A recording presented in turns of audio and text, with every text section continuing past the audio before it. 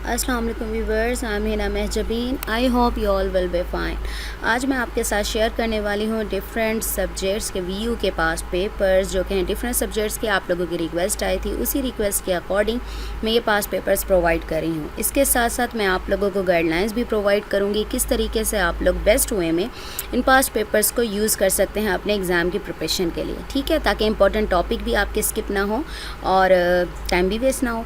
Okay जी, sharing start है यानी बताने से पहले या गाइडलाइंस देने से पहले अगर आप मेरे चैनल पर न्यू हैं तो प्लीज़ मेरे चैनल को सब्सक्राइब कर दें, बेल आइकन को ज़रूर क्लिक कीजिएगा ताकि अगर आपकी रिक्वेस्ट आती है कोई पास पेपर्स के लिए तो मैं नेक्स्ट अपकमिंग जो हमारी वीडियोस होती हैं उनमें वो पेपर्स अपलोड करती हूँ। तो आप लोग अगर बेल आइकन को सब्सक्राइब करके बेल आइकन को क्लिक नहीं करते तो उसका नोटिफिकेशन नहीं पहुँचता आप तक, फिर आप वही चीज़ मुझसे बार बार कह रहे होते हैं कि ये भी अपलोड कर दें, ठीक है। और डिस्क्रिप्शन बॉक्स ज़रूर देखा करें ताकि पता चले कि कौन से पेपर्स मैं अपलोड कर चुकी हूँ। ओके जी, लाइक भी कीजिएगा, शेयर भी कीजिएगा। Okay, let's start. चलें जी, हम गाइडलाइन से स्टार्ट करते हैं। बाद में पेपर्स दिखाऊंगी कि कौन से पेपर्स प्रोवाइड करें, ठीक है। तो गाइडलाइंस प्रोवाइड करूंगी, ये कोई किसी ने कही नहीं है, ये मेरी अपनी है, यानी कह लें एक्सपीरियंस मैं आप लोगों के साथ शेयर करती हूँ कि किस तरीके से आप लोग अपना टाइम वेस्ट किए बगैर अपने पेपर्स की प्रिपरेशन कर सकते हैं और इम्पॉर्टेंट जो टॉपिक्स हैं वो कवर कर सकते हैं, ठीक है।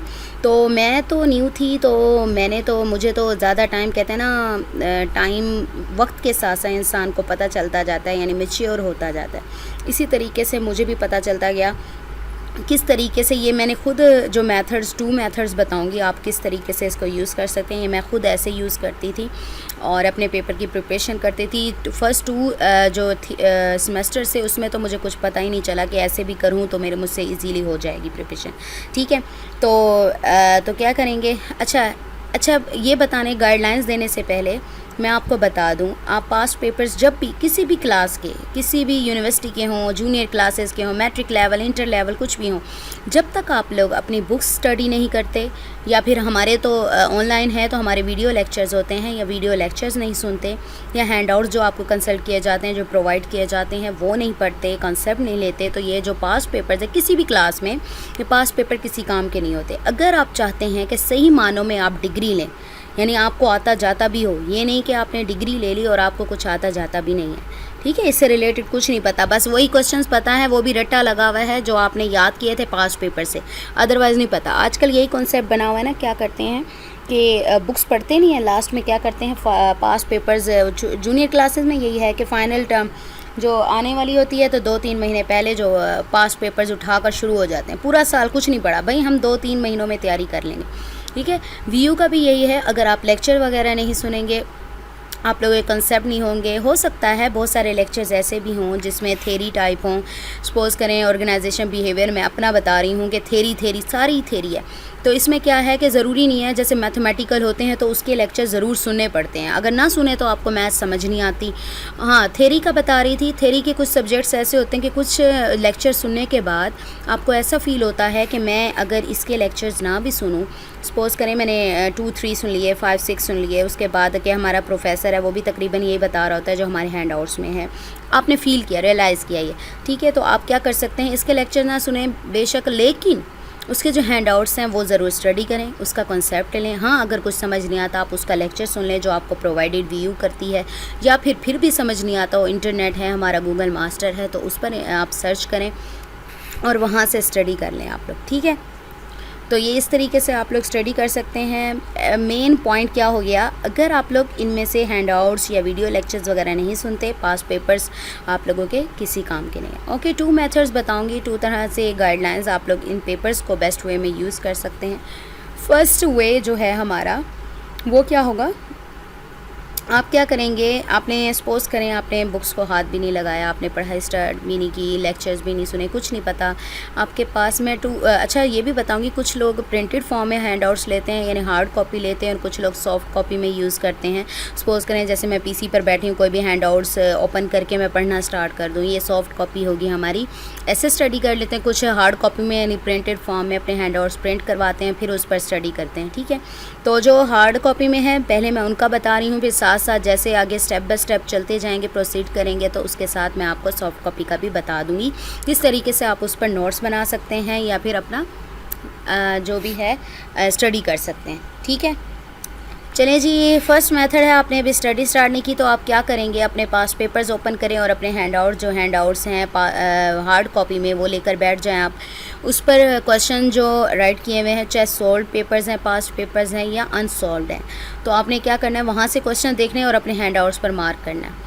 मार्क करने के साथ साथ जहाँ पर उसका आंसर है, मार्क करने के साथ साथ आपने ऊपर क्वेश्चन भी राइट करना है, ताकि जब भी आप पैराग्राफ देखें या लेक्चर देखें तो आपको पता हो कि इस लेक्चर में से या इस पैराग्राफ या पेज में से किस तरह से क्वेश्चंस आ सकते हैं। अब इसका फ़ायदा क्या होगा, इसका फ़ायदा ये होगा कि आप लोगों के जो इम्पोर्टेंट टॉपिक्स हैं, ज़्यादा से ज़्यादा, ज़रूरी नहीं कि पूरे, क्योंकि हमारी पूरी बुक ही तकरीबन इम्पोर्टेंट होती है, कि ज़्यादा से ज़्यादा मोस्टली जो हमारे टॉपिक हैं, मेन टॉपिक्स हैं या इम्पोर्टेंट टॉपिक्स हैं, वो कवर हो जाएंगे।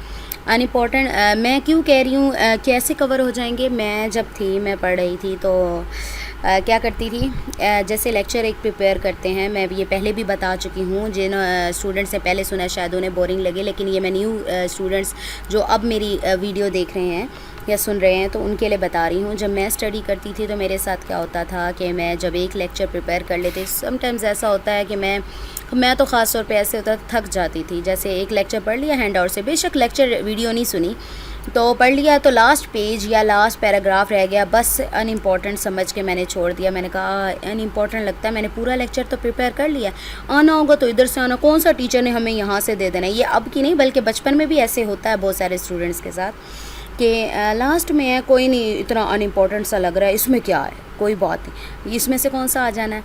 तो क्या होता था, जब पेपर में जाते हैं ना तो फिर पता चलता है जी वो जो अनइम्पॉर्टेंट समझ के पूरा पढ़ने के बाद जो छोटा सा टॉपिक छोड़ा था उसमें से आपके पेपर में क्वेश्चन आ गया। तो जब क्वेश्चन आया तो फिर तो होश उड़ गए, पता भी नहीं है भाई, हो मैंने कर लेना था, अगर मैं कर लेती तो मैं पछताती ना ऐसे बैठकर। तो यही चीज़ से बचने के लिए ये मैं अपना एक्सपीरियंस शेयर कर रही थी, पर्सनल एक्सपीरियंस, आप लोग इसी चीज़ से बच सकते हैं। अब आपने इम्पोर्टेंट टॉपिक इसको आपको कैसे याद रहेगा कि मैंने जब क्वेश्चन मार्क किया है किसी भी पैराग्राफ पर या किसी पेज पर या किसी लेक्चर में, तो आपको पता होगा ये क्वेश्चन या ये पेज या ये पैराग्राफ मोस्ट इम्पॉर्टेंट है, मैंने इसे ज़रूर पढ़ना, इसे स्किप नहीं करना मैंने। ठीक है, स्किप नहीं करना। क्वेश्चंस भी हैं, ज़रूरी नहीं है कि जो आप क्वेश्चंस मार्क करेंगे वही आ जाएंगे, उसी तरह से आ जाए। ये आप लोग इस तरीके से, ये आप लोगों पर डिपेंड करता है, आप इस तरीके से उसे प्रिपेयर करें कि अगर इस पैराग्राफ या लेक्चर वगैरह में से जो भी क्वेश्चन पूछा जाए आपको उस क्वेश्चन का आंसर आता हो। ठीक है, हमारे टीचर्स की आदत होती है ना, वो थोड़ा सा कंफ्यूज, मैं खुद टीचिंग करती हूँ तो मेरी भी कोशिश होती है कि ना समटाइम्स क्या करती हूँ कि जानबूझ के ऐसे क्वेश्चन राइट कर दे, हालांकि वही होता है जो बच्चे ने टेस्ट प्रिपेयर किया होता है, ये करती हूँ कि थोड़ा सा चेंज कर देती हूँ ताकि देखने के लिए अगर किसी और तरह से भी क्वेश्चन आ जाए, क्या स्टूडेंट को आता है, वो कंसेप्ट उसका क्लियर है या नहीं है।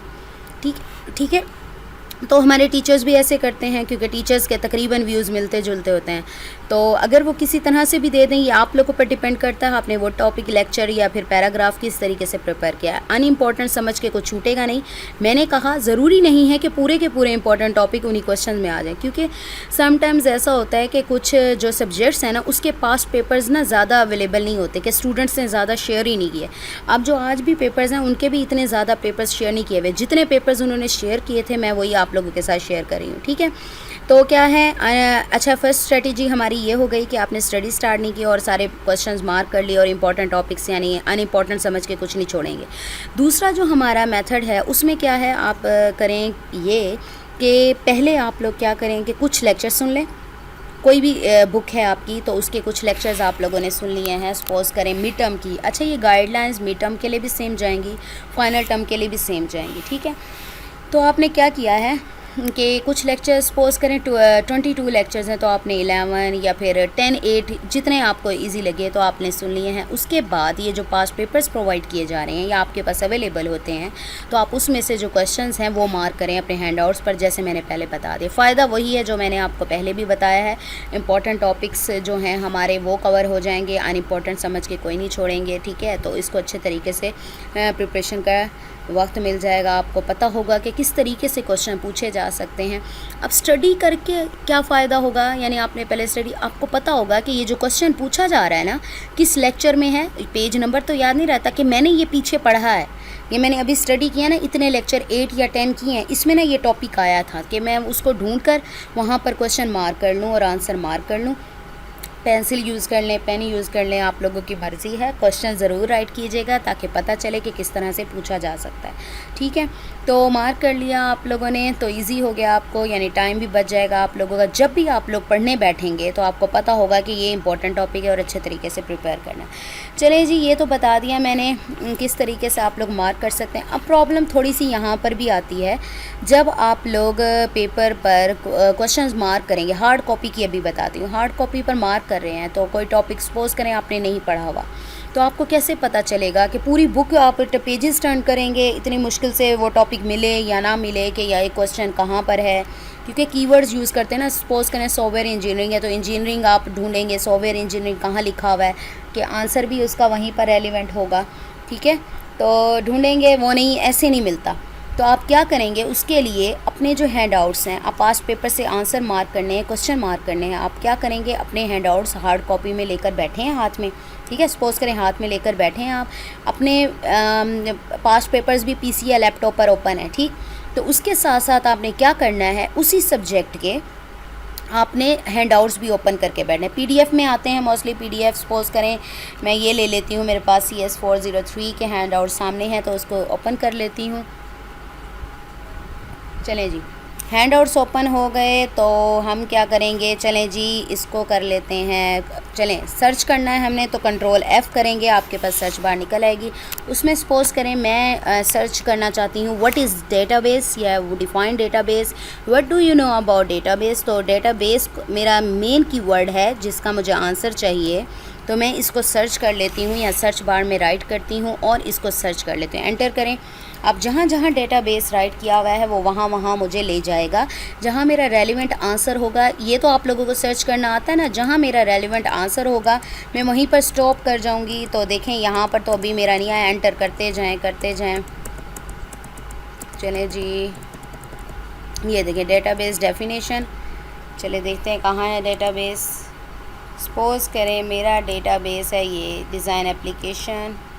चलें सपोज़ करें मेरा आंसर बनता है, मैं एग्जांपल ले रही हूँ, ज़रूरी नहीं है इसका आंसर ये हो। तो मेरा आंसर यहाँ से लेकर सपोज़ करें यहाँ तक बनता है, तो मैं पहुँच गई हूँ अपने आंसर पर। ये तो आप लोगों का थोड़ा सा मेंटालिटी है कि आप किस तरीके से आपको पता चलता है कि इसका आंसर क्या है। अब क्वेश्चन आपको पता है, उसका आंसर आपने ढूंढना है। तो यहाँ से लेकर यहाँ तक आप देखें अपने हैंड आउट्स पर पेज नंबर देखें कि यहाँ 9 लिखा हुआ है, लेकिन फिर भी आप लोग पेज के टॉप या बॉटम पर देख लें पेज नंबर राइट किया होता है, ये 9 है, ठीक है, ये सेम जा रहा है 9 पेज नंबर। अपने जो हार्ड कॉपी में हैंड आउट्स आप लोग लेकर बैठे हैं वहाँ पर पेज नंबर 9 ओपन करें और वहाँ पर यहाँ से लेकर यहाँ तक अपना जो क्वेश्चन है ना वो मार्क कर लें, यानी आंसर उसका, ठीक है। मार्क करने के बाद फिर ऊपर क्वेश्चन ज़रूर राइट करना है। जैसे मैंने पहले बताया, अगर क्वेश्चन राइट नहीं करेंगे तो पता कैसे चलेगा कि किस तरीके से क्वेश्चन पूछा जा सकता है, याद थोड़ा रहेगा जब याद करेंगे, ठीक है। तो मार्क कर लेंगे। ये तो हो गया आप लोग जब हार्ड कॉपी में यूज़ करेंगे। और जो सॉफ्ट कॉपी में याद करते हैं,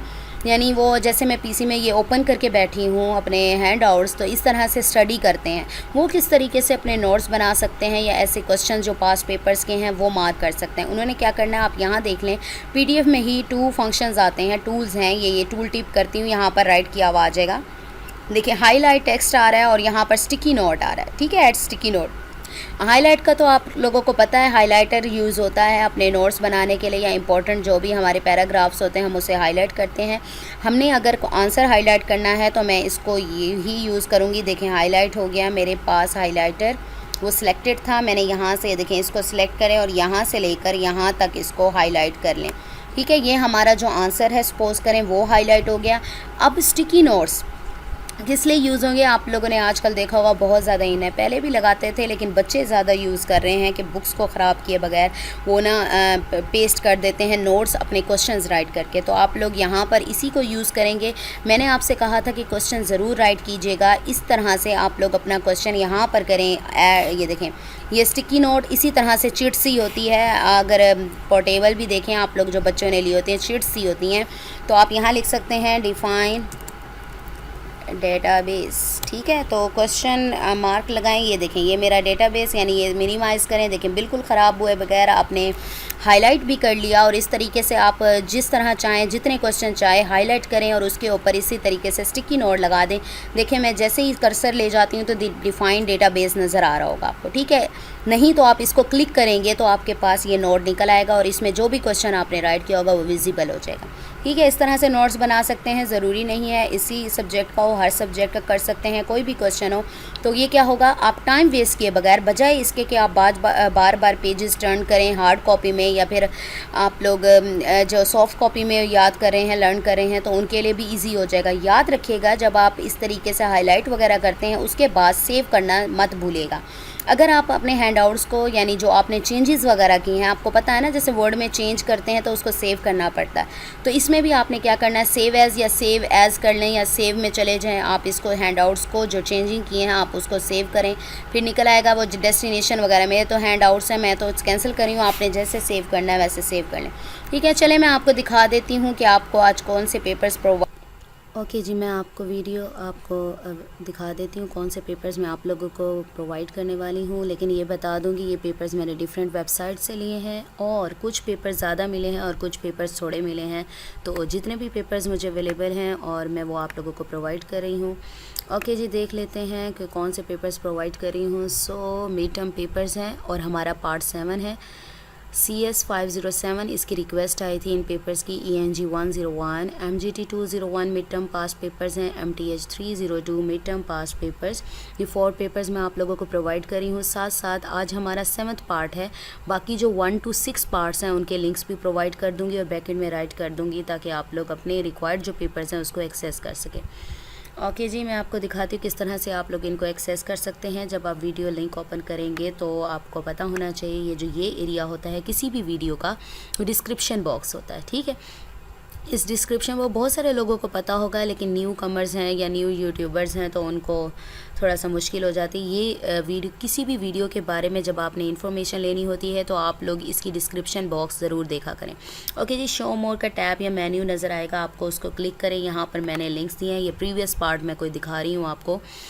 ओके जी, ये लिंक्स गिवन है, ड्राइव लिंक्स है या और इसके साथ साथ मैंने बाकी पार्ट्स के लिंक्स भी दे दिए हैं। ये 4th पार्ट मैंने अपलोड किया हुआ है तो 3 पार्ट्स बाकी मैं अपलोड कर चुकी हूँ ऑलरेडी, तो इसके मैंने लिंक दे दिए हैं। साथ साथ मैंने ईमेल आईडी भी दे दिया है, अगर आपको कोई प्रॉब्लम हो असाइनमेंट, क्विज़ेस, JDBs वगैरह में या आइडिया सोल्यूशन चाहिए हो तो आप मुझे ईमेल कर सकते हैं, ईमेल आईडी गिवन है। ओके जी, देखते हैं इसके लिंक और या तो राइट क्लिक करके कर दें या फिर इसी पर क्लिक कर दें तो नेक्स्ट टैब में ले जाएगा। याद रखिएगा आप लोग ऑलरेडी अपने जीमेल अकाउंट में लॉगिन हो, ये मैंने कोई रिस्ट्रिक्शन नहीं लगाई, ये आपको होना ही पड़ता है। ओके जी, आपकी ड्राइव ओपन हो जाएगी, ड्राइव में लिंक्स जिसके प्रोवाइड किए हैं। ओके जी, ये सारे पेपर्स अवेलेबल हैं इस ड्राइव में। अगर आप चाहते हैं कि सारे पेपर्स एक्सेस कर लें तो आपने क्या करना है, यहाँ पर ड्राइव के साथ नज़र आता है, ये ड्राइव नेम है, इसके साथ डाउन एरो नज़र आ रहा है। अगर आप चाहते हैं पूरे पेपर्स एक साथ कर लें तो यहाँ पर डाउनलोड का लिंक नज़र आएगा मेन्यू, तो आपने डाउनलोड क्लिक करना है। बट मैं इधर डाउनलोड नहीं करी बिकॉज़ मेरे पास ऑलरेडी मेरे लैपटॉप के ड्राइव्स पर फ़ोल्डर्स में और ये इस ड्राइव पर पड़े हुए हैं। तो आपसे आगे डेस्टिनेशन मांगेगा कि कहाँ पर आप इसको डाउनलोड करना चाहते हैं तो आप वहाँ कर लीजिएगा। ये तो मैंने आपको बता दिया कि सारे पेपर्स किस तरह से डाउनलोड करते हैं, ठीक है। बट अगर आप चाहते हैं कि कोई इंडिविजुअल पेपर इनमें से सपोज़ करें ये पेपर डाउनलोड करना, तो आपने क्या करना है, इसी पेपर पर राइट क्लिक करना है और डाउनलोड क्लिक कर देना है। सेम एज़ इट इज़ ये डाउनलोडिंग आप लोगों की स्टार्ट हो जाएगी और डेस्टिनेशन वगैरह मांगेगा आपसे और आप वो देंगे, वहाँ डाउनलोड हो जाएगा। ओके, आई होप आप लोगों की हेल्प हो गई होगी। और याद रखिएगा जब तक आप लोग अपने कॉन्सेप्ट्स क्लियर नहीं करते तो ये ऐसी चीज़ें किसी काम की नहीं होती। तो कॉन्सेप्ट क्लियर करें, देन इनको यूज़ करें। मुझे अपनी दुआओं में याद रखिएगा, अपना ख्याल रखिएगा। टेक केयर, अल्लाह हाफिज़।